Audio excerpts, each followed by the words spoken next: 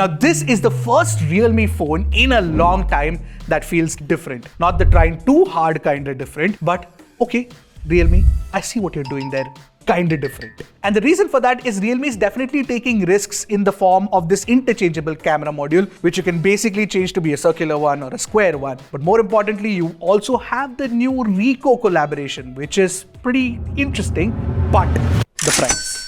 You guys have probably seen the price already. And yeah, it's quite something for a Realme phone, and therefore it becomes imperative for us to actually discuss what Realme is trying to do with the Realme GT 8 Pro. So let's unscrew everything about this phone, not just the camera module. Hi, if you're watching me for the first time, I'm Ershad. This is Trakin Tech English, your destination for detailed, incisive gadget reviews.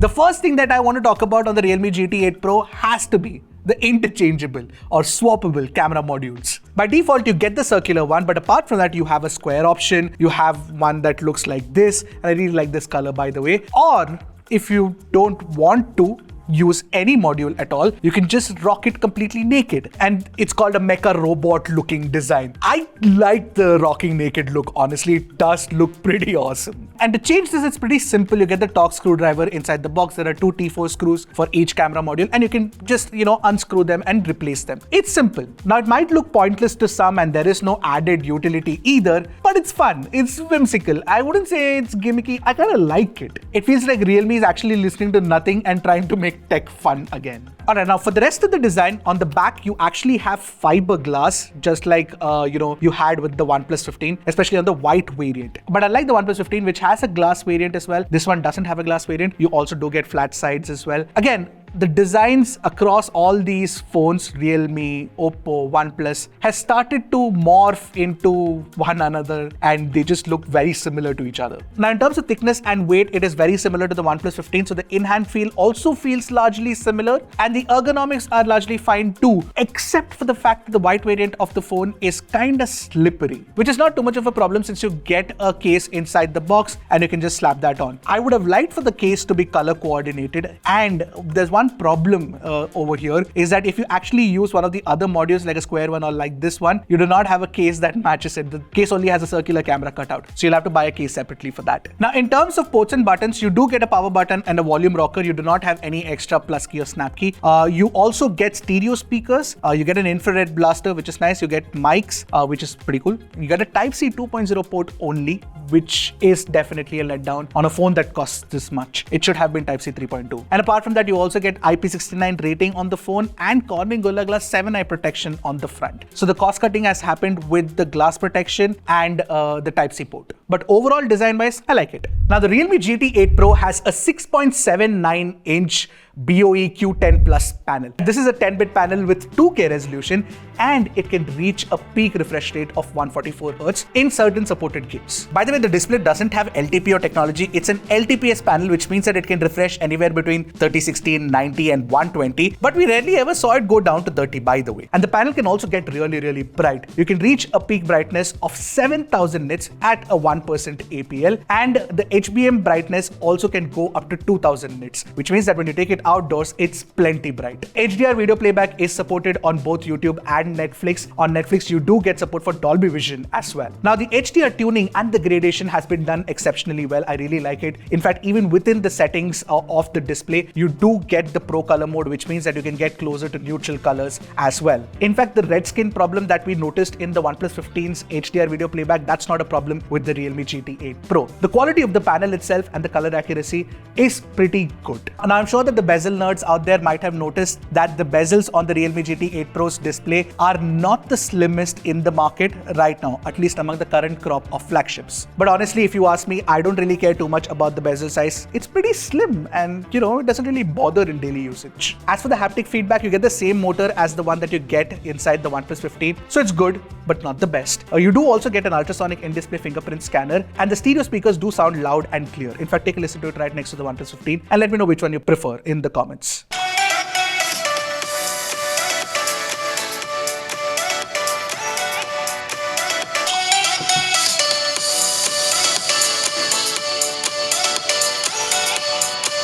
So overall, if you look at the display and multimedia experience, I think that the Realme GT 8 Pro does a bang up job. Alright, now it's time to talk about the performance of the Realme GT 8 Pro, and let's start with the benchmarks. Now in Antutu, the phone scored around 3.97 million, and in Geekbench 6 we got about 3,684 in single core and 10,964 in multi-core scores. Now these are strong numbers, and they're only a touch behind the OnePlus 15, which is our leader in our charts at the moment. Now we also ran a bunch of GPU benchmarks. In Steel Nomad Lite, the phone hit 22.64 average FPS. In Solar Bay, it returned around 51.85 average FPS, and it peaked to about 67 FPS, and all of these are solid GPU numbers. Now let's talk about the stability aspect of the performance on the Realme GT 8 Pro, because things are interesting here, because with the CPU throttle test where we engage 40 threads for 30 minutes, we got about 63% CPU stability, which is in the ballpark range of most flagship phones. It's not bad, I would say. Now the storage performance was pretty good too, apps load fast. Now in the GPU stability test, things got interesting because it does throttle really hard. Realme throttles really hard to keep the temperatures in check, because in OnePlus we got 47 degrees as the peak temperature, whereas we got a 71.6% GPU stability. But with the Realme GT 8 Pro we got 43 degrees, which is not as high as OnePlus, but the stability is almost half. Now this could be a problem for gamers who want to game for a really long time, because Realme, in the intention of keeping the phone cool, is throttling performance, and that could mean that frame rates could drop. And that is also evident from our regular gaming tests, because in Genshin Impact we got about 59.9 FPS and the temperature went up to 40 degrees, which means that to keep it at 40 degrees, Realme had to drop the frame rates a little bit. And in Wuthering Waves we got about 59.2 FPS at roughly 41 degrees Celsius. Now one thing to note is that you do get a bunch of gaming features like game frame interpolation. With that you can run Genshin Impact at 120 FPS as well, but it uses a separate display chip, so it doesn't run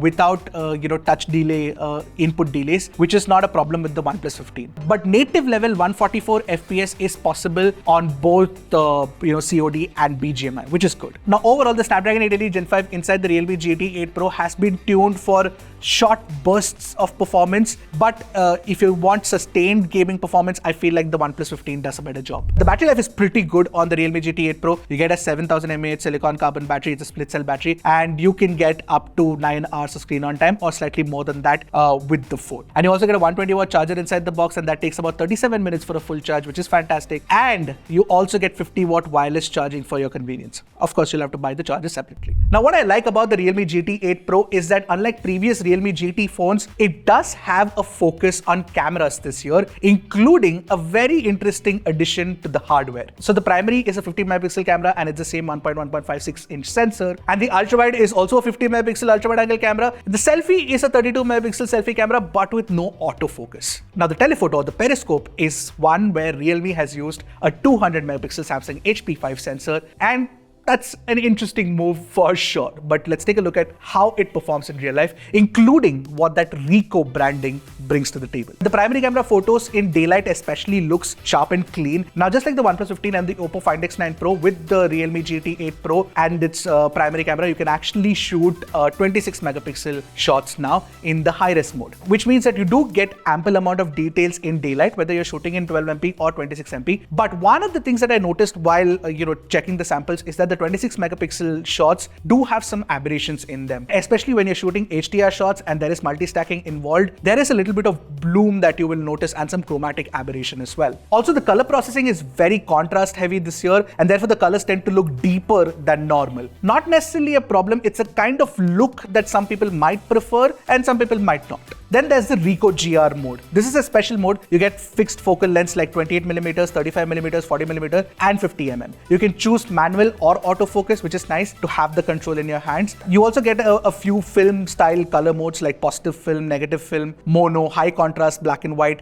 and standard. It's the high contrast black and white film filter that is a trademark Ricoh filter. It's quite a look. It's a very stark look. Not everybody will like it or appreciate it or find it useful, but if you try to frame the right shot, but you can get some incredible shots. In fact, the photos taken in this mode have a special watermark and they're also saved in a special place in the gallery as well. Alright, now coming back to the regular mode shots, the skin tones are not close to neutral. That's one thing that Realme could have done better. Also, again, the contrast is a little too high. Portrait mode, on the other hand, has a decent edge cutout and bokeh drop-off. Plus, since you get 200 megapixel 3x portraits, you do get very good quality in terms of details. In fact, what I like about the portraits in particular is that in low light, you do get really good looking portraits and a good bokeh drop-off like the ones that you are seeing right now on your screen. Now, talking about low light, with the primary camera, the smaller sensor does, face a setback because the low light shots do not have that much light intake and could have been better if you ask me. Ultra wide is decent in daylight once again, but it doesn't have the depth or the crispness of the main shooter, which was to be expected despite being a 50 megapixel camera. And in low light, the ultra wide softens noticeably and loses shadow detail faster. Now let's talk about the zoom performance. At 2x, it's alright. At 3x, you do get very sharp photos, especially with that 200 megapixel camera. I'm talking about the daylight shots. In fact, even at 6x and up to 12x, you do get really good shots with the Realme GT 8 Pro, replete with a lot of details. But you go anywhere beyond 20-30x and the AI creeps in and sometimes photos do end up looking slightly over-processed. It's still one of the best zoom cameras that Realme has ever fitted on one of their phones. Even at night, at 3x, I would say that the 200 megapixel camera does a very good job of capturing light, but beyond that, it starts struggling even at 6x or 12x. Now, talking about selfies, since the selfie camera doesn't have autofocus, I wasn't really happy with the kind of pictures that we got with the Realme GT 8 Pro. It does have a little bit of that skin smoothing effect that you can see when you look at it in close-up, and that gets exaggerated when you shoot in low light as well.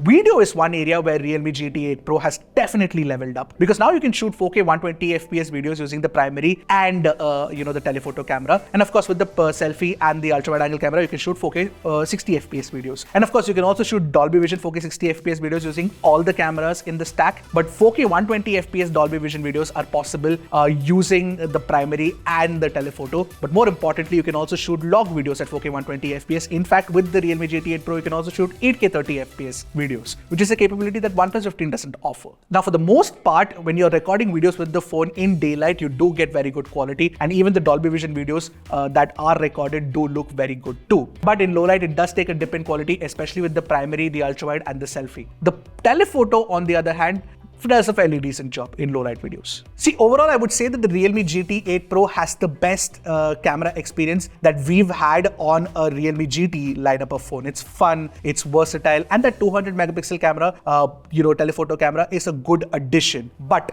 I would say that the tuning could have been slightly better. Maybe a few updates can fix that. The software on the Realme GT 8 Pro is easily one of the best things about the phone, by the way, which is very nice, right? Because what you get is Realme UI 7 based on Android 16, and the company is also promising 4+5 years of updates. I've got a detailed deep dive on Realme UI 7 coming really soon, so stay tuned for that one. But let's take a look at what all is new and different. So of course, inspired by iOS, you get a light glass design now. So it adds a subtle transparency and depth across the interface. It looks nice. You also get upgraded ice cube icons, a cleaner misty glass control center, and a new breathing dock that feels kind of modern and polished. I like it. You also get a bunch of customization options very similar to what we saw with OxygenOS 16 and ColorOS 16. So basically you get full screen AOD backgrounds, AI depth of field effects, new widgets, new lock screen layouts, custom fingerprint animations, Flux themes 2.0, and scalable icons and scalable folders as well. Of course, you also do get O+ Connect with Realme GT 8 Pro and the Realme UI 7, which means that you can actually connect to your iPhone and Mac using the phone itself. Plus, there are a bunch of AI features too. For example, there's AI Notify Brief, AI Framing Master, AI Gaming Coach, which all could be considered as quality of life improvements depending on how you use them. And of course, you also do get Mindspace. For that, you actually have to swipe up with 3 fingers to take a screenshot and then send it to Mindspace because you do not have that special button. Regardless, it's there. The feature's there. So overall, Realme UI 7 is a great experience. You know what? The Realme GT 8 Pro has to be one of the nicest Realme phones that I've tested in a long time. It's a very good flagship in that you get like a really good design, a whimsical design, I would say. You also do get a very good display experience. The battery life is stellar. The performance tuning, not the best, but still you get the best performance in terms of Snapdragon 8 Elite Gen 5 DDR5X Ultra RAM type and UFS 4.1 storage. And the camera has some personality this year. It's not the best, yes, it could still be better, but I like it. It's interesting. However, the pricing has jumped up quite a bit for a Realme GT series. And what I'm wondering in my head is, will anybody pay that kind of money for a Realme phone? Your guess is as good as mine, honestly. But if you had that kind of money, would you actually pick the Realme GT 8 Pro or the OnePlus 15 or the upcoming iQOO 15? Let me know in the comments. So those were my thoughts on the Realme GT 8 Pro for now. I'm going to be working on a few comparisons as well, so stay tuned for that. And you guys let me know what you think of the Realme GT 8 Pro. I'll see you guys in the next one. Until then, keep tracking and stay safe.